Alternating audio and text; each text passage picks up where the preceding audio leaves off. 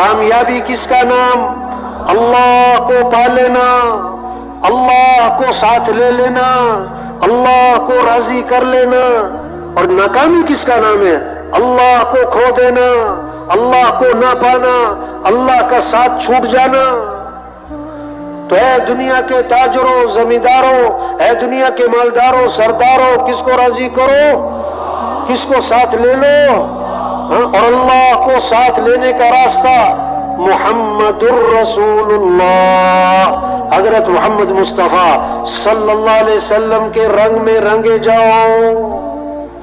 لقد كان لكم في رسول الله اسوة حسنہ، نمونہ کون ہے زندگی گزارنے کے لیے؟ سب سے بہترین نمونہ یہ حضرت محمد صلی اللہ علیہ وسلم کی ذات ہے۔ ان کی اتباع کرنی ہوگی، ان کی چال چلنی ہوگی، ان کا دامن پکڑنا ہوگا، ان کے طریقے پر آنا ہوگا۔ جو اللہ رسول کو پسند ہمیں بھی پسند، جو اللہ رسول کو ناپسند ہمیں بھی ناپسند۔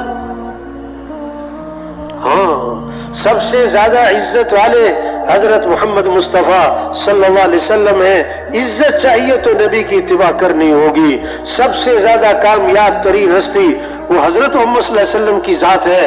اب کامیابی چاہیے تو نبی کا دامن پکڑنا ہوگا۔ اللہ نے سب سے اونچی شان والے ہمیں نبی دیے۔ آپ ایک سفر میں ہیں، پورا لشکر ساتھ ہے، پانی ختم، لشکر پیاسا، جانور پیاسے، ایک پیالہ پانی رہ گیا۔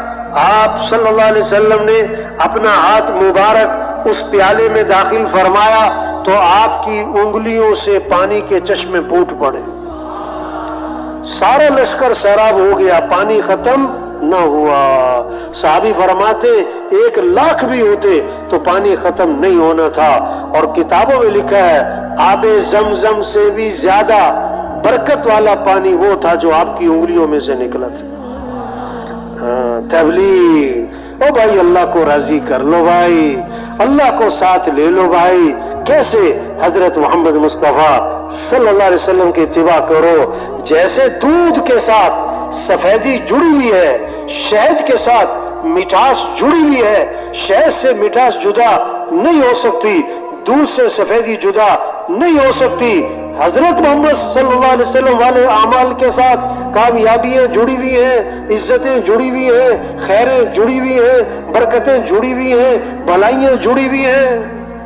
ہاں، جسے آپ کی ذات بابرکت، آپ کے طریقوں میں بھی برکت، آپ کی ذات بابرکت، آپ کے طریقوں میں بھی برکت۔ دین کیا ہے؟ اللہ سے محبت،